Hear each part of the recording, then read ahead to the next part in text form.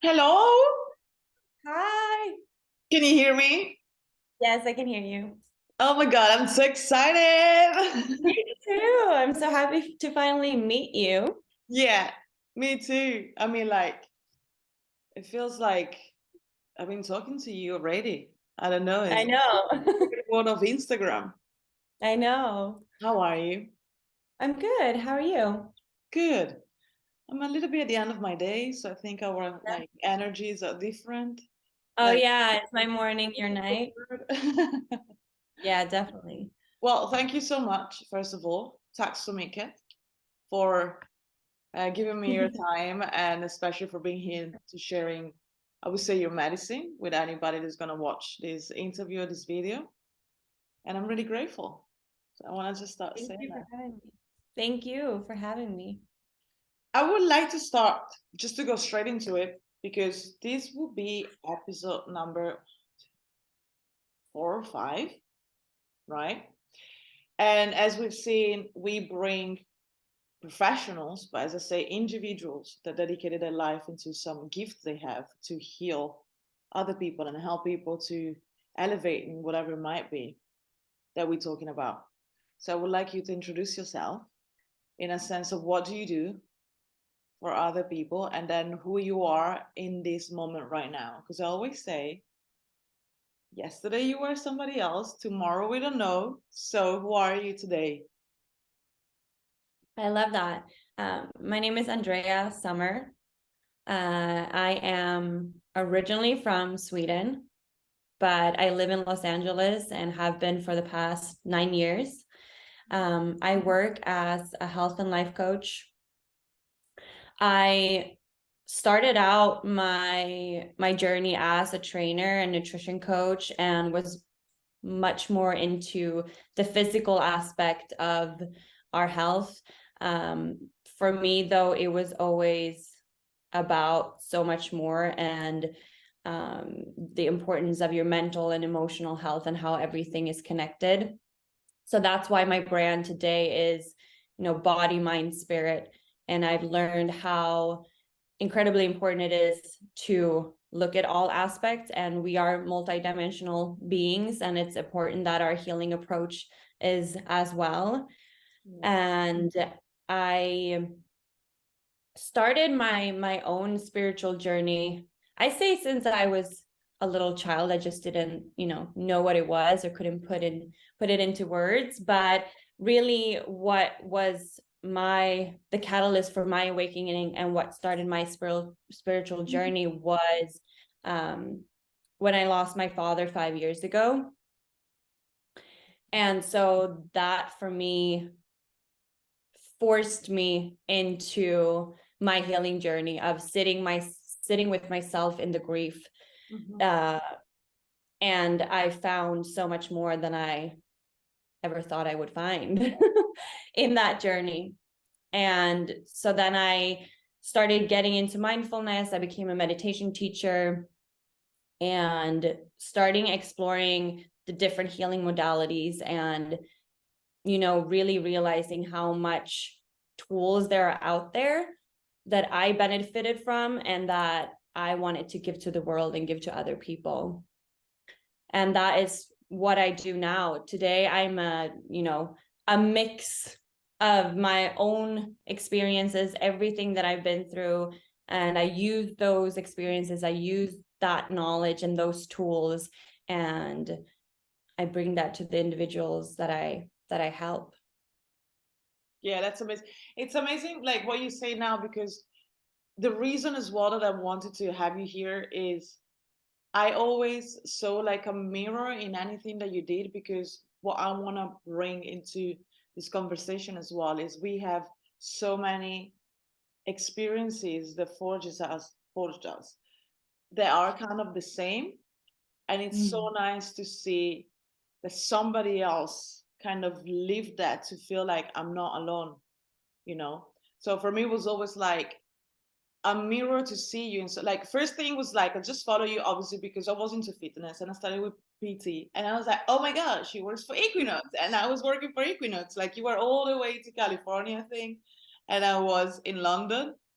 And then I got closer to you by seeing as what this, I think it's like when you start with the fitness industry, it's so interesting to see that the physical is just the base of where you start the feeling good about yourself. And it's like what you said is like a mix of everything, but it's, to me, even like a personal trainer is just not one thing. It's just having a plate. You don't just eat chicken. You have vegetables and you have something else. And it's kind of like when you bring the healing to the body, to the soul. It's so many different things that comes in one that you represent with the work that you do. And what I like, the thing that I wanted to ask first is, how did you get into the physical part of it first? So Because I remember once you posted a picture of the before and after, and I said, I think those are so inspiring because, like, if you go onto your Instagram, I'm like, girl, people like, oh my God, it could be intimidating for some people, but it's good to show there is an after, the before and after, that we all humans, and it's just like, I wasn't born like this. It's like there's a way through it.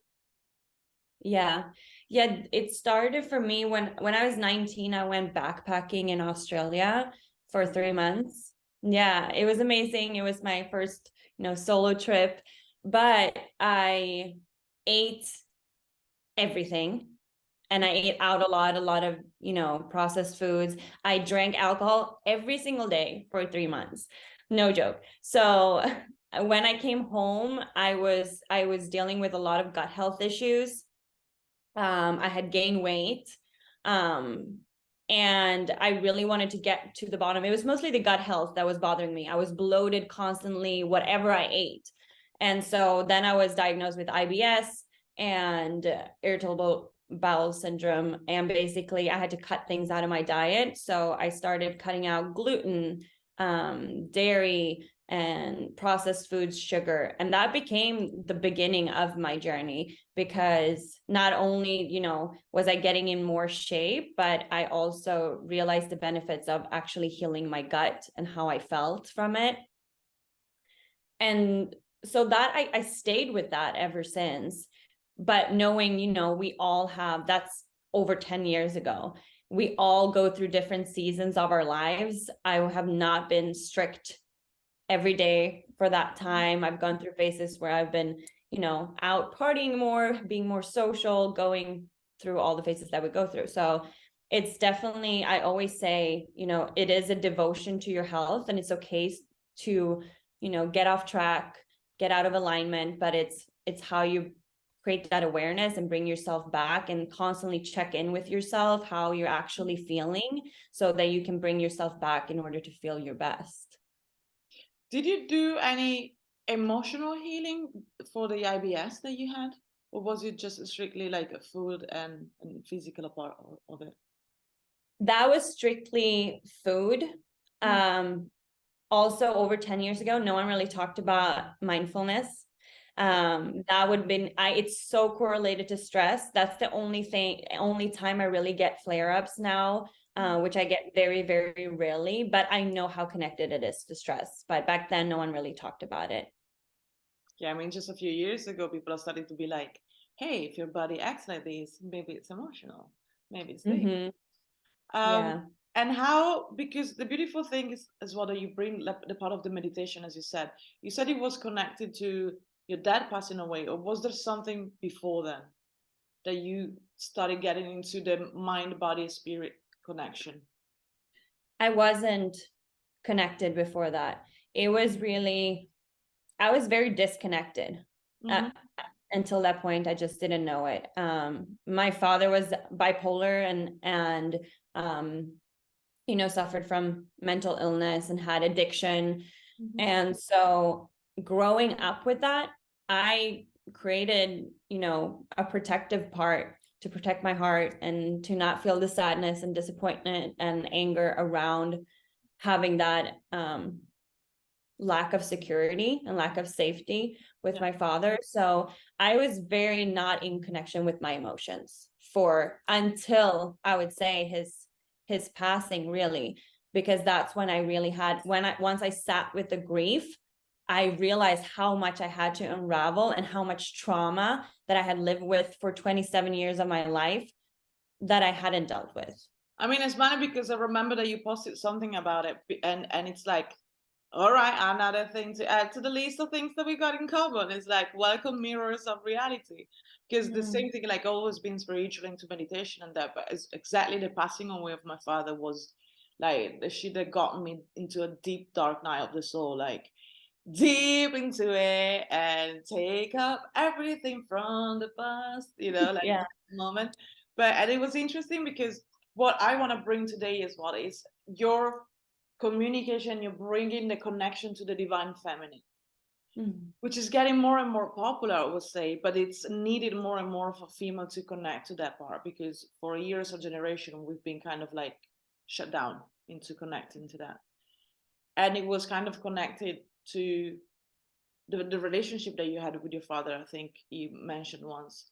Do you mind sharing that part of how your story was into this, like discovering that your feminine energy? Because I think before it was more like into a masculine kind of energy. And I mean, like, I'm going to share my story because in these episodes, I want to bring more vulnerability as well, to say, like, we're not heroes. We're people that went through the shit and now we're ready to hold your hand. So I love that. Yeah, for me, I would say that journey of really reconnecting to my divine feminine has only been in the past 2-3 years.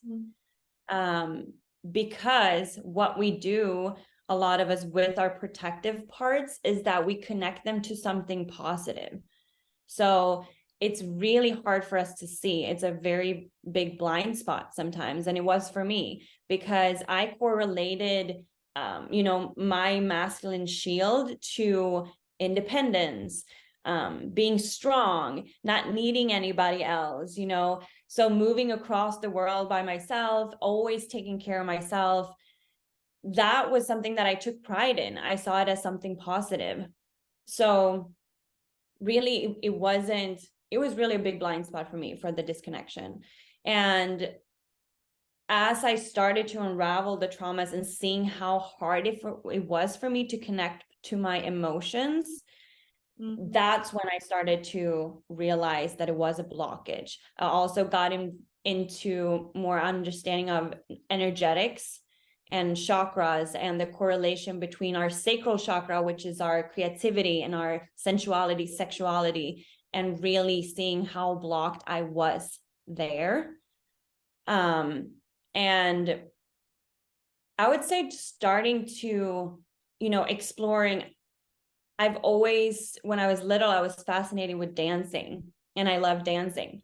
And then COVID hit and I was like, I need to find a hobby. Like, I need to do something that I love. And then I was like, I'm going to start dancing. So I started taking heels class and I was so uncomfortable. Like, I wanted to crawl out of my own skin going to this class. I mean, if you watch your videos now, I'm just looking for classes and I'm like, I need to do that. That feels so liberating. She's so amazing. Like, you are in it, and you just spread this energy of confidence and good.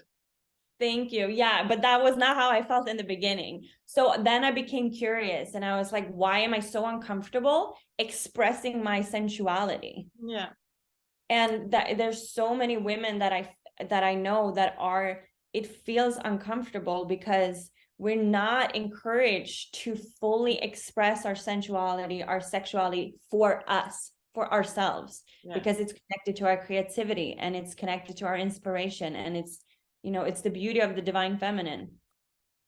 So that started my whole journey of actually going into unraveling why I feel uncomfortable expressing myself, expressing my voice, expressing my truth, expressing my sensuality, sexuality, and that it became incredibly healing for me to really unlearn everything that a lot of women are taught in this society today of don't be too much, don't be too expressive, don't be too emotional, don't be too sensitive. Everything that we're taught that are too much, that is actually our superpowers. Exactly. I was actually like having a conversation now with a womb healer, and we were talking about is how everything that represent the feminine energy, which is creation. It's Mm. all that has been in society and from patriarchy being looked at as negative for us not to connect to that and not to then be able to use it for creation and for empowerment and for like, I mean, if the feminine energy you think is creation, Mhm. it's obviously scary because whatever is creation can't be destroyed because it will always recreate itself. Like there's no Mm. end to creation. So obviously there should have been something from the outside to kind of stop this power that we can Mhm. hold in within. Mhm. What tools? So you said the dancing heels, which is called femme style dance here, like in Spain, like it's got different kind of. Yeah. So what other tools did you use to kind of like start this process and reconnecting with that? Um, the biggest thing for me was to really be in connection to my body. Mm, When we're in our masculine or in society in general, how we operate, we're very much in our mind, in our head. You know, when we work hard, I run a business, and I realized how much I was in my mind. And even with the mindfulness and meditations, there's so many different kinds, right? But still, it's kind of mind focused, or it was for me in the beginning. And I realized how much I needed to drop into my body, and that went for movement. So any type of flow, I didn't have to go to a class, but really just like listening to where am I holding tension, where does my body want to move. It's really just listening to our bodies and being more in flow with my body and being in more in connection with my emotions. So checking in with myself more daily of what do I need today? What do I want to express? Having time for, the creative outlet of just expressing myself and seeing where I'm blocking myself in those areas so like what was would you really. suggest to a client that you had that they experience it for the first time connecting with emotions? Because like emotions are always, we live in a society as well, or even like where we used to work where it's like don't use the emotion, don't be too emotional, which is like sometimes there's a different, I think from my own experience, there's a difference in between triggers that come up that can Mhm, control you and they come from a past trauma, or like your emotions that actually messengers to mhm, things that you should know about yourself or something happening for you. mhm. How do you work with your clients when they need to start to deconnect the connection with it and just using it as like this is not that define me, but it's Mhm. it's something that I need to listen to and it's telling me something. Yeah, I think most of us have this relationship with emotions that we're labeling them as good and bad, right? So we kind of we don't want to feel the uncomfortable emotions, that sadness or anger or frustration. But the truth is that there is no good or bad emotions, like you said, they're simply messengers and for us to learn something about ourselves. And it's not until we suppress them or try to avoid them that they hold more power and it becomes toxic, and that's how disease is created and depression. But when we actually in the moment can catch ourselves when we're feeling something and just sit with it, what is this that's coming up for me? What part inside of me is having this emotion or this trigger or whatever it is? If we can really go within and let it move through us, through movement, through breath, or through releasing of crying or whatever it is, then it can move through us and we can release it and let it go. So the number one thing, we are mostly disconnected. So I always encourage my clients to really take each moment to connect. And if you can't do it in the moment, if you're, in the middle of something or you're working, use the time, when you get home from work, or ideally first thing in the morning, or both. Check in with yourself. Like what's going on inside. And we don't have to make logic of everything either. It doesn't have to be because of something.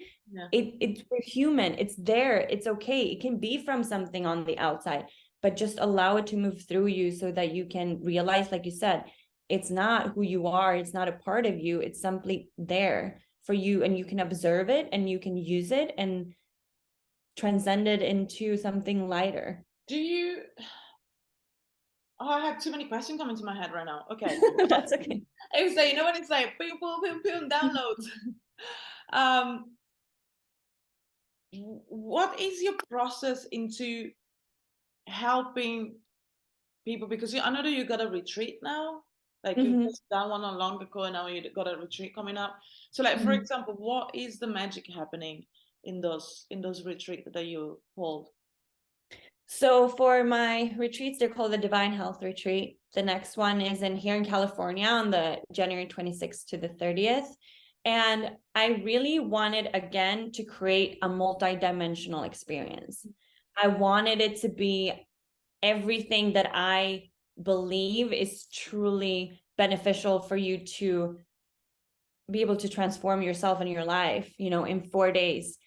Because I know the importance of dropping into your body, like we spoke about, and you get to do that through yoga, through breath work, through meditations, through feminine embodiment exercises. But then we also go into, okay, what do you actually want? What do you desire in this life? Who do you want to be? And we go back and look at, okay, what is blocking you? What in your life has happened? What trauma, what wounds, what subconscious programming, limiting beliefs do you have that is actually standing in your way of living your full potential? Because we all have those. And then we get to get really clear on that, and we get to release a lot of that. And then we focus on building a new narrative of actually, structuring, what do I want? How can I embody this? So I wanted it to be a very inclusive approach of both the feminine of like embodying, feeling, releasing, being in our bodies, and also the masculine part, which is also beautiful, which is the structure and the goal setting of like, okay, because we need both. Yeah, How do I get there? How do I get from where I am now to where I want to be? exactly. And I mean, I would love to come. It's kind of like Yes, come, come, it's kind of like not around the corner for me, but maybe I someday. know. I'll do one in Europe one day. That would be Maybe better. in summer. Yeah. I Yeah. can definitely try that one. Mhm. When you support your body, like as you said, the approach that you have, that it's kind of like the same thing that I've been doing for years, probably because of where we worked. I think where I worked in Equinox was a good approach to see the 360 approach to the body, but then for me, Mhm. it's elevating more about energies and soulfulness.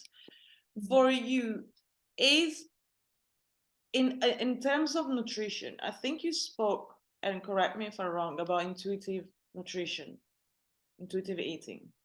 Mhm. Do you recommend more a structured kind of way of eating, or you use the part of the listening to the body into choosing what the right nutrition is for you? I use both. I mean, my focus is always gut health and hormonal health. And so a lot of the times my clients need structure at first, Mm-hmm. because you need to look at, okay, this is what I'm doing. What do I need to change? And in the beginning, it might feel restrictive to them. And it is more structured because we're learning new habits. But the goal is to then, watching how your body is responding to these new habits and watching how your gut is responding. And then you can create this new, deeper relationship with your body that allows you to be intuitive, because most of the time we have a disconnect. And so when we start to listen and we start to cultivate that self-love through how we eat and the food that we eat, then our body will tell us more clearly, this is what I need. And the intuitive relationship can begin. And then the goal is to not have structure, but we're in tune with our body. So we know what feels good. What do you see is the biggest struggle for people to just start into? I don't want to call it fitness journey because it's not just it's not fitness. Health. Um, into that health coaching that you offer. What do you think is do you observe that is the biggest struggle for people? I think it's a struggle because of what we've normalized. There is a lot of information and trainers and coaches out there that really ride that wave of, you don't have to be so restrictive, like you can still reach your goals and you can eat donuts and pizza and like, you know, focus more on the calories and the macros. And because that's the easy way. But really, because we've normalized the processed foods, we normalized, and if we eat more healthy and more clean, then that's seen as more restrictive and as a diet. So I think still people are more looking in general for the easier approach where they can still kind of, you know, have the way of living that they have, but still reach their goals, unless they have a health issue that's, you know, current in their lives where they're kind of, okay, it doesn't help, it does not matter, you know, what I look like or what I'm weighing, I'm still not feeling good. That's a different realization. And that, but I think if people are more focused on the aesthetics and the physical part, I think it's easier to choose the easier route. Yeah. I think especially in US is something even more difficult with the amount of processed food that you can have for like cents. It's crazy, yeah. In Europe, we still have a little bit of culture of food. So, but I want to bring it back one sec to your connection with the divine femininity, because to me, like being open and vulnerable, like to me, you've been a huge trigger into that for me. And I gotta be completely honest, it's like seeing your images sometimes was a trigger. Like years ago, I think I've been following you for like 5 years. Oh wow. 6, yeah. And but it was triggering me, like the confidence that you had. And this is what I want to talk about, because into the personal healing and growing, it's whatever triggers you on the outside has nothing to do with the other person. It's always something that you need to look inside of yourself. So I thank you for that, for triggering me, because like the confidence that you had into showing your body and the poses and like embracing this femme fatale that you are, you know, like what was triggering for me in the beginning. I was like, hold on a second, why is this triggering me? And I was like, wow, because I want to do that. I want to be able to embrace my body, my femininity, my everything. And she's doing it so freely that if it's triggering me, it's because I want to be like that.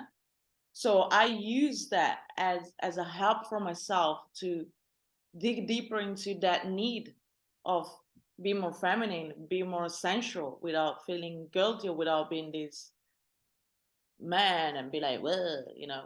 So for me was interesting to see how everything is kind of a mirror for ourselves. And then your confidence was so like powerful, right?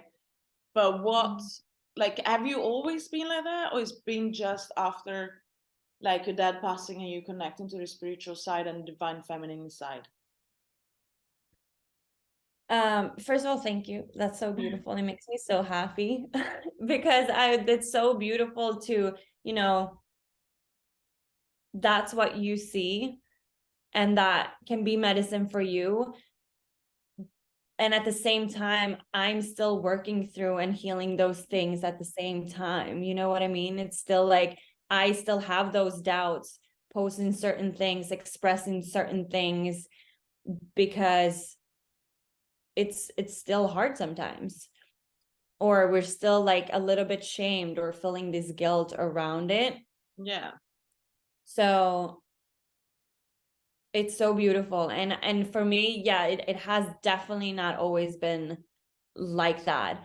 And it probably was because, you know, after his passing, it was more about, even though it's working through the grief and the trauma, it was really about learning about myself and coming back to myself and who I really was deep inside.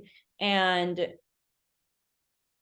once I started to express these things and really getting other women to message me and saying those things that you're saying, like, wow, that makes me want to go and dance, and that inspires me to do, like, that fueled me.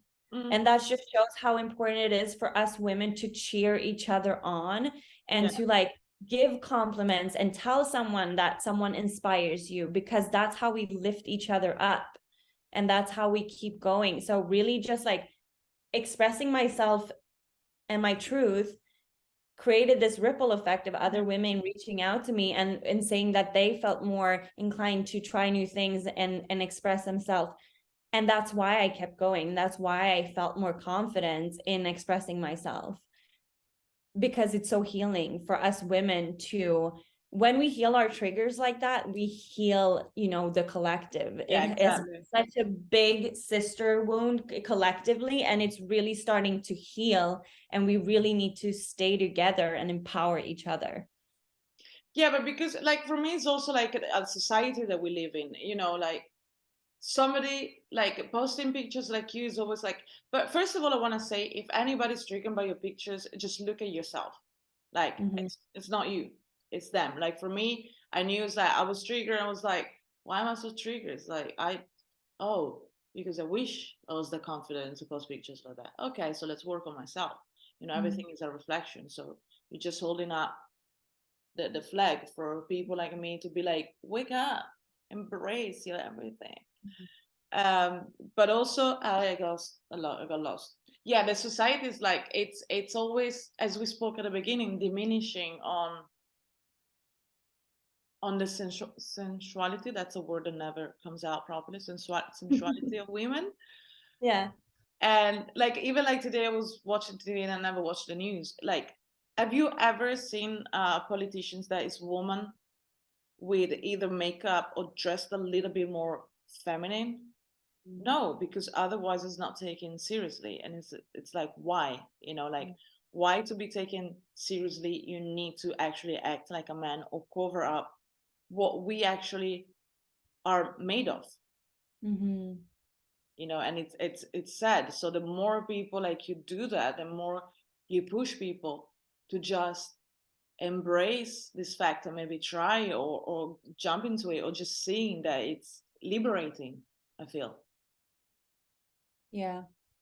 Yeah. And for me, it was also like, I realized the restrictions that I took on from others, and especially from men that told me like how to run my business, that I couldn't you know, post these photos and be taken seriously and as a coach, and you know, needing to niche down, and like everything is about really putting us in a box, Yeah, which is the opposite of what we are as women. We're like full expression, we're multidimensional, we're everything, and we can be everything. yeah, And that's what's beautiful. exactly.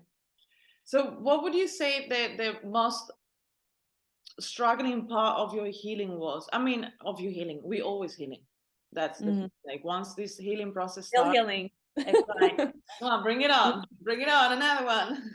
Mhm. But like during, since you started into the spiritual part, like for me was a proper existential crisis.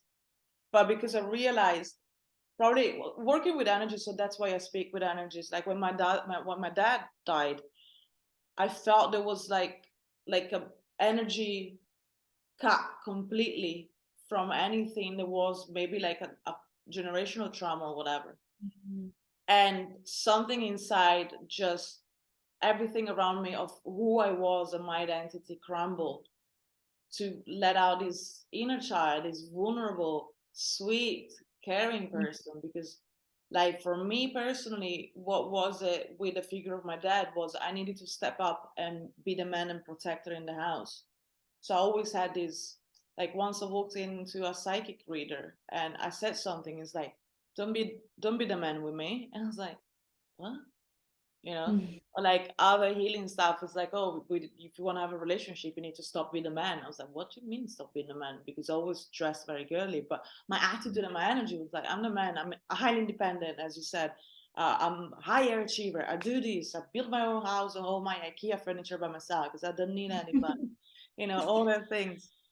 So it was allowing myself to be like, you can cry, you can hug people, you can be sweet, you can talk from your heart, you can breathe, you can be like feminine and flow and not always actions and not always being in control, you know, like that sweet little part hidden inside came out.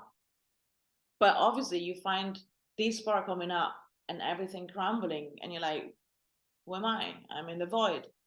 And it was like a huge existential crisis to go through, which now I think it was the best that ever happened to me. When I was laying on the floor, it wasn't back then, but now it is. So for you, what has it been a moment that like the most difficult one that you think you feel comfortable to share? How much time you got? No, there's so many, there's so many things. For me, I think it was a lot of generational trauma.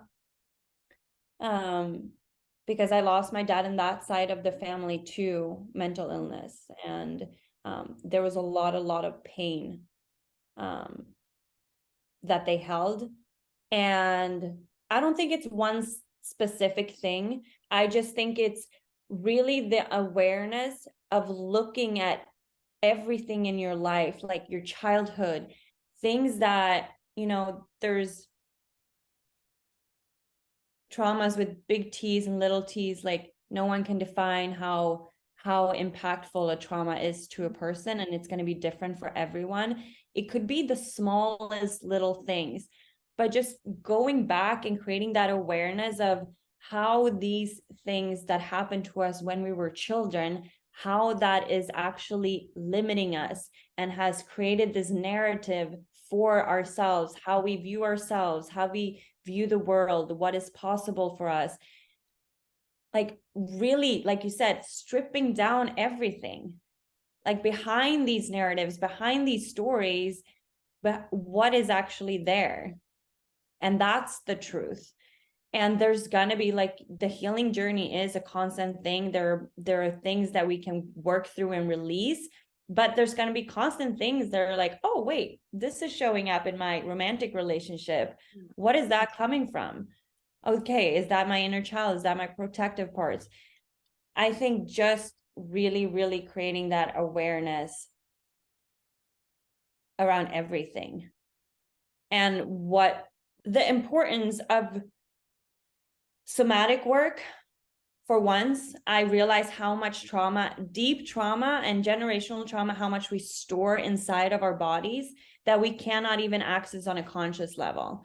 And that's why recently I got into somatic breath work, and that I practice that with my clients now, because oh my God, it is absolutely life-changing. So the somatic work and then the subconscious work, and like never stopping curious about yourself.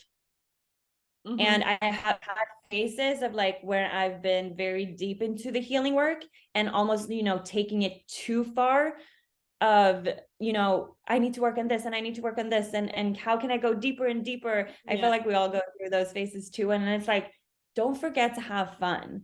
Exactly. Like, Yes. see this work as something beautiful and something fun, and we can be curious and we can see ourselves expanding and evolving in this and just like becoming more and more ourselves. But we all have our shit. Yes.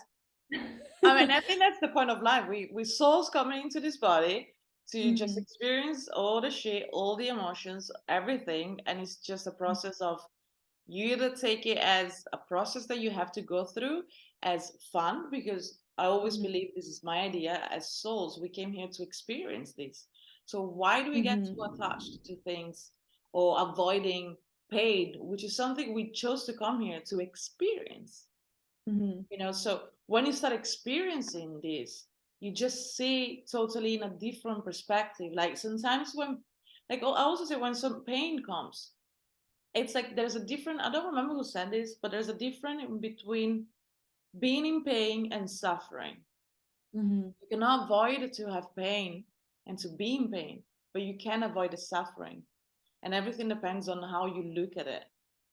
But what I was saying is, like, sometimes, like when you start a healing journey, as you said, there's a moment that you get like kind of addicted to the healing. And you're like, okay, what's next? I need to heal this. I need to heal that. And so sometimes you heal this part. Okay, embrace this moment.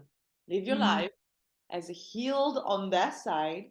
before you jump into the next one, because otherwise you get down a rabbit hole and you constantly like, I need to heal, I need to heal, I need to heal, and you're not enjoying what everything is around you, what you're actually attracting as well through your healing. I don't even know if I answered your question because I was like all of it. But really, I think the importance of taking ownership for everything. Yeah. And realizing that you have the power to rewrite your narrative anytime you want. Like you truly have the power. So what And tools did you use it for your like subconscious and rewriting the narrative? Because it sounds easy when you say, you know, like yeah, what tool would you suggest to use, or do you use for yourself or for your clients?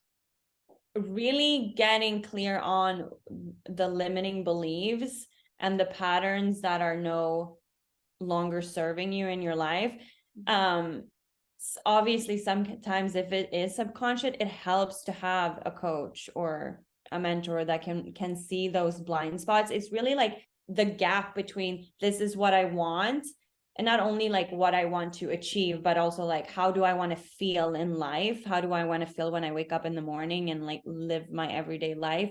And you know, where am I right now? Like what's in the gap here? What subconscious programming or limiting beliefs is there? So really going back to your childhood and tracking backwards and seeing where is this actually come from in order to create that new narrative. So what I use for tools is, like I said, the somatic. Sometimes it's very deep in our bodies.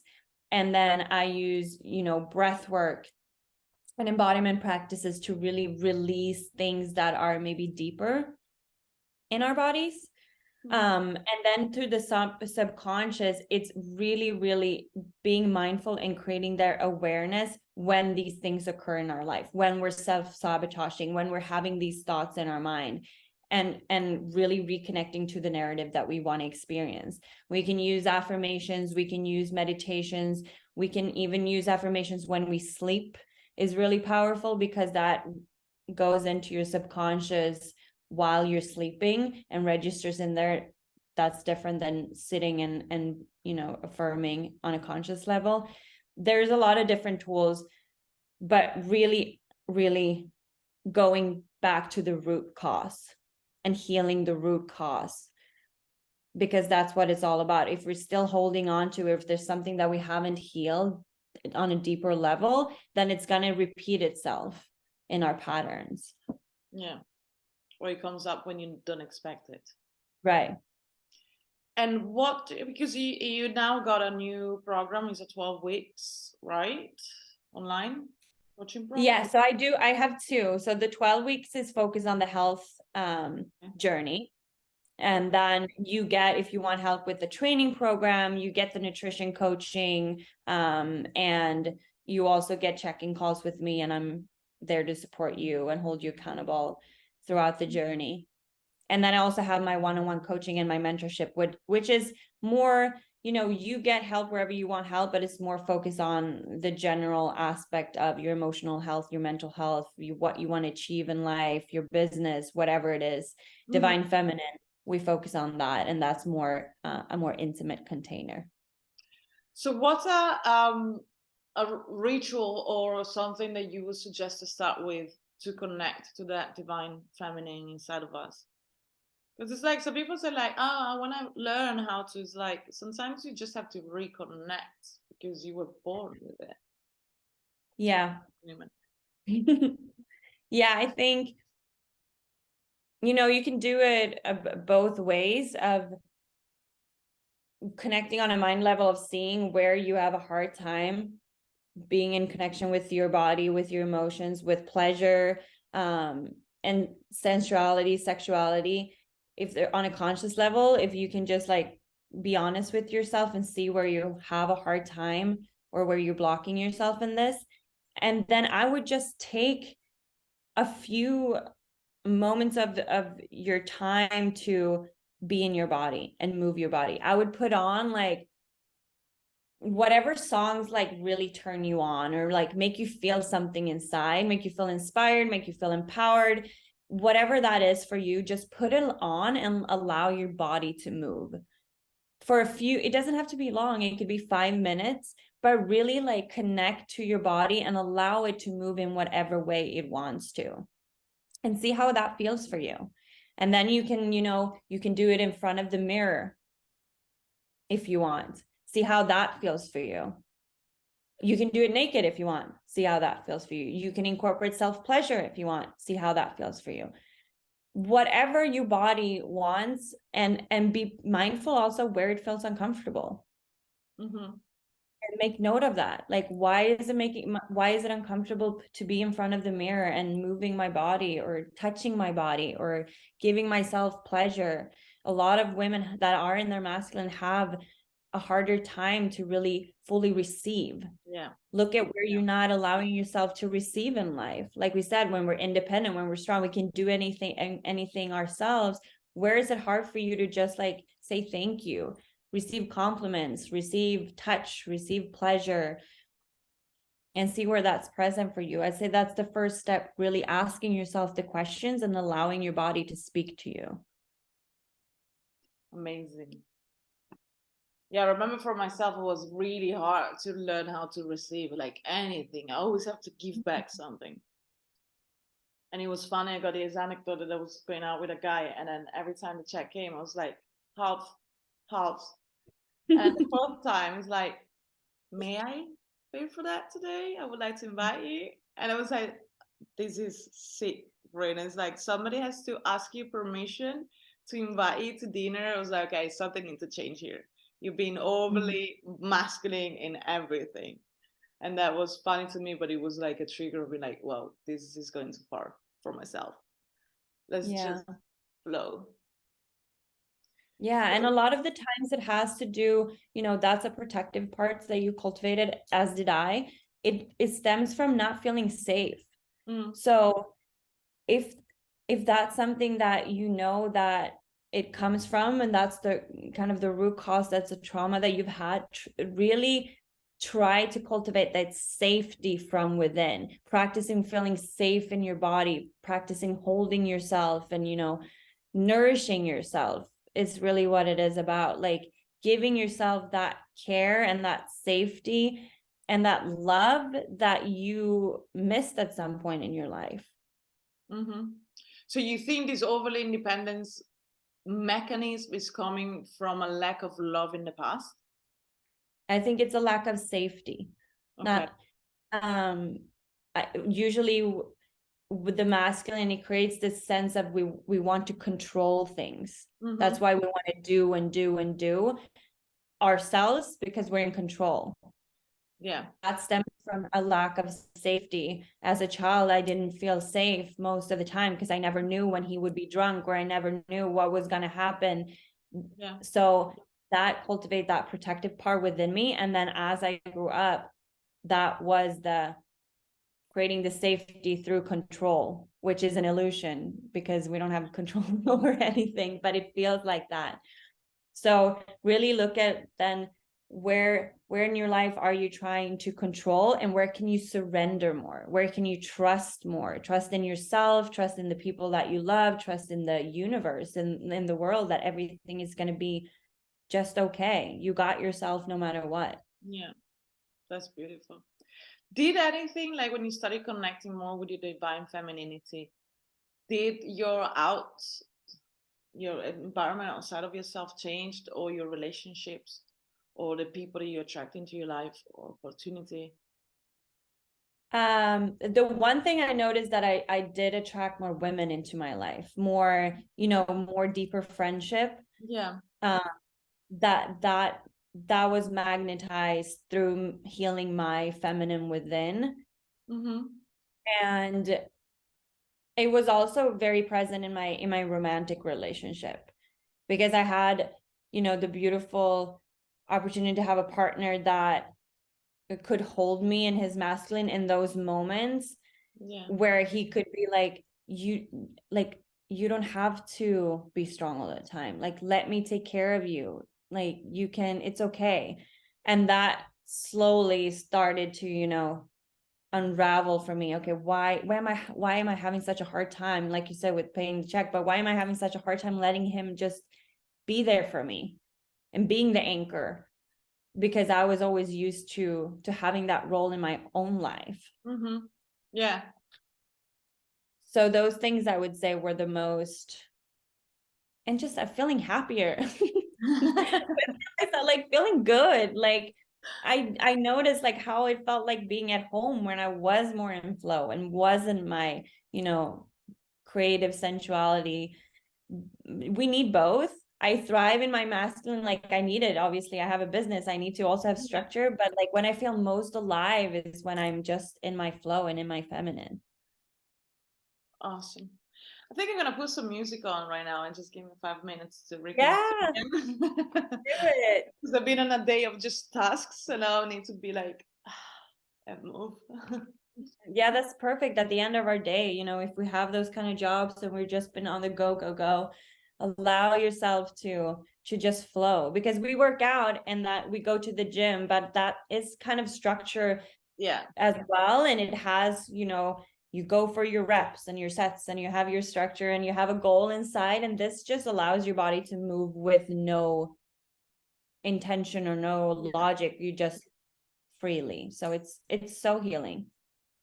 Do you now that you said that, do you have a proper structure into your training method? Do you follow like a really strict training um program? For myself, you mean? Yes. Not for myself right now. I go through phases where I create a program for myself and I follow it. So I will do it in the new year. But this past couple of months have been more intuitive, because again, we go through seasons, and sometimes it's a season of healing and just relaxing more and being more intuitive. But yeah. So usually beginning of the year I start a new program and then I follow it. Mm. No, that's very interesting, and I'm very happy because like I learned how to, like I came from a structure. I also did bodybuilding, so there's no more structure than that in everything. Structure, And yeah. I connecting to, like as you said, through the process of connecting with the body and what the body feels. I went from August to September like hardcore CrossFit, and then when October winter time started to come in, like my body was like, I need to rest right now. Like I feel tired. I couldn't support that high intensity. And I went through more like, yes, bodybuilding style, my own pace, doing more Pilates. And I feel that my body looks and feels so much better when following what it needs. But at the same time, as you say sometimes in your posts, there's a difference in between needing to rest or being lazy. And that's the moment when you have to push yourself. Yes. And that's how it's a sustainable lifestyle, then we don't have to feel guilty of not being at our very best all the time. It's going to be different, and our body's going to have different needs, and that's okay.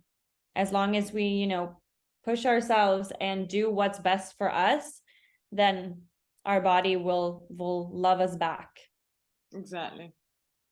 Well, Andrea, I am so very grateful for this conversation, like really enlightening. Where do people find you if they want to get in contact with you, they want to either follow you or get to know you better, be inspired and be feminine and beautiful and gorgeous? So my Instagram is probably the best way. It's Andrea Somer. I also have a website, bodymindspiritcoaching.net. That's where you find all my services, more information about the retreat. But if there's any questions or anything, on your mind, just my DMs are always open. So please reach out, please ask questions, whatever you need, I'm here. Amazing. Thank you so much. I really appreciate it. Thank you so much for having me. You're so amazing. I'm so happy to finally meet you. Yes, me too. After like 10 years. No, I'm exaggerating. But yeah, thank you so And much. it's so beautiful that our journeys are so similar. I have to say that. I think that's so magical. Yeah, How it's been does like it. everything that I like lately, especially you post, I'm like, whoa, whoa. And I'm like, so I can be the sensual, sexy, and good looking too. Yes, you can. We all can. It's just connected to the inner dark feminine energy that we all got. Yeah. Well, I wish you a lovely day. Thank you. You too. Or good night. Yes. And I'll speak to you soon. Thank you, Bye, love. gorgeous. Bye. Thank you so much for watching this episode and getting till the end. If you're here, it means that this really was helpful for you. And that makes me so happy, because what I'm doing with this channel is to bring you anything and every tool possible to make you understand and give you like an umbrella of anything that you can need to really connect to yourself, to your authenticity, to get to know you from the deeper side of your spirit. Because it's not just about the creation, a programming that's been given to you. Is just about getting out of it and really connected to your uniqueness, because you're unique. Each one of us, we're part of the same, but each one of us has got uniqueness to bring into this world, and this is why you're here. If you are going through your own personal journey and you want to connect really to your authenticity, you want to stop and getting out of your head and your sabotaging mechanism that you have, or eliminating the fears, or being scared of people's judgment and always block you, or anything that you feel that is going to be pulling you back, and every time you feel to do 2 steps forward and you do 4 steps backwards, then the Spiritually Badass Rockstar is the coaching program for you. And I'm opening spaces up for one-on-one, and just remember, I don't accept many people, and this is true. And soon maybe I will close the doors. But go to www.spirituallybadassrocks.com. It's a program that helps you to transform, really from the inside out. I don't help you to create your life, I help you to create yourself, and by doing that, you really attract the life that you desire to you, because you are energy, and whatever energy you have inside of yourself is what you attract and project on the outside of you. So we will work together to really help you to connect to loving yourself for real, understanding how to put boundaries in your life without feeling guilty, without feeling that you're missing out on something, and especially really finding that confidence inside of yourself and connect to your spirit, to knowing who you are. And by that, once you know who you are and you feel good inside of yourself, everything by magic transform on the outside of yourself. And I'm here for you to help you to do this, because I did it myself. And I'm here now, and I couldn't be happier. So I said so. If you like this, support this channel, because it's auto-supportive. Subscribe to this channel if you like this video, if you like this episode. Just share with your friends, with anybody that can think that could be helpful for them. And don't forget to press the like button. And I'll see you next time.